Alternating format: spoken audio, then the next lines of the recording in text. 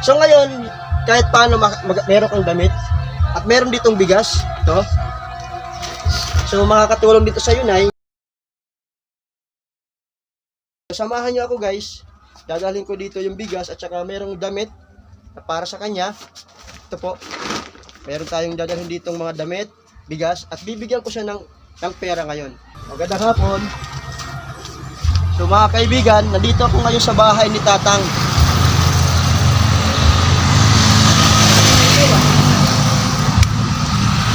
Yung tinitirahan ni Tatay John, wala po siyang dingding. Open lang talaga siya. Meron siyang bubong pero walang dingding. Sa waray-waray, bongbong. Okay? Bongbong yung ano. So ngayon nandito tayo, Tay. Kumusta naman, Tay? Ito, walang pagbabago. Walang pagbabago. So walang pagbabago, dito ka talaga nakatira. Pero Tay, ang nakakatuwa, nung unang na-vlog kita, kasi napadaan lang ako dito. Pero ang nakakatuwa, nung na-vlog kita, yung mga kamag-anak mo sa Romblon, nalaman nila na dito ka sa Leyte ngayon, nakatira. Ipapakilala mo ngayon yung asawa mo dito sa Leyte. Oo. Subal nakikitira kayo. Yung bahay na tinitirhan ng asawa mo, dati siyang kulungan ng baboy. Kulungan ng baboy, pinaayos mo, nilagyan mo ng bubong at saka dingding. Tama? Para merong matirahan yung asawa at saka mga apo mo. Okay. Tama? Pero dito ka nakatira. Oh, ito talaga. Kasi bakit? Personal ko talaga yun. Personal mo tong bahay. So Tay, tanong ko lang, bakit dito ka natutulog? Bakit hindi ka doon sa bahay ng asawa mo? Wala. Anong dahilan? Wala kasing space doon eh. Walang- Yung mga apo ko, saka wala talagang walang- walang matutulungan doon. Walang space doon. Ito. So dito ka talaga nagtsatsaga. So ilang taon ka dito na namamalagi sa tinutuluyan mo? 3 years na ko rito. So 3 years. Balita ko yung asawa mo PWD. Yeah, oo. Ngayon, araw na to, makikilala ko kanyang asawa at saka yung anak niya. Nakikilala ni Tatay, si Tatang John, yung kanyang asawa. Pero ngayon, dahil nga nagtanong-tanong ako dito sa lugar nyo at nalaman ko na may asawa ka, ngayon pinakilala mo yung asawa mo. So Tay, tanong ko Tay, anong pangalan ng asawa mo? Anong pangalan mo, Nay? Maria Sinita. Tanggalin mo yung face mask mo. Maria Sinita Kapilos. Tanggalin mo, Nay. Sige na. Ayaw la. Di ako. Ayaw niya, mga kababayan, ayaw niyang itanggalin yung kanyang face mask kasi ayaw niyang makita yung kagandahan ni nanay. Okay? Ito yung anak niya. Pang ilan siya, Tay?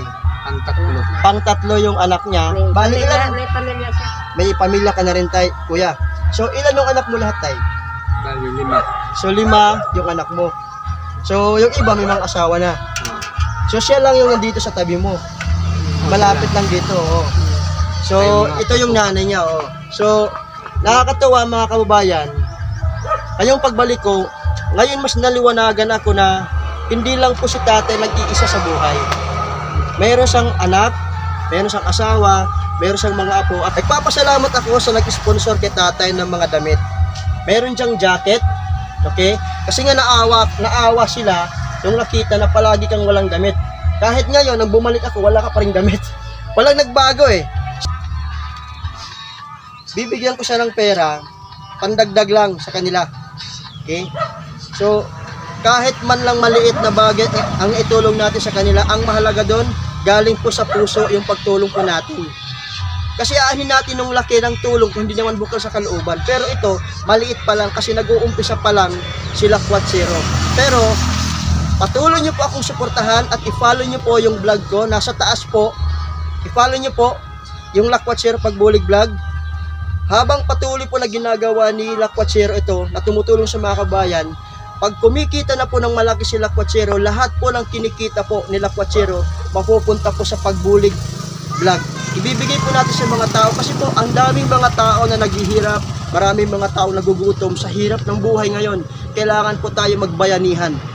Hindi kailangan ng malaking halaga. Ang importante, maliit man yan, basta galing sa puso mo. Okay? At na-appreciate ng mga taong tinutulungan mo. Maliit yan pero malaking value para sa kanila.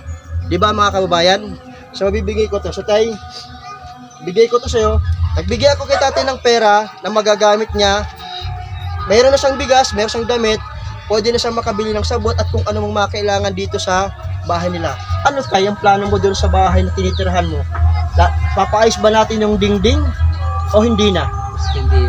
Kahit hindi na. Sa mga taga-Romblon, na mga kamag-anak niya na nag-aabang sa kanya, ito po ngayon si Tatay John Montojo. May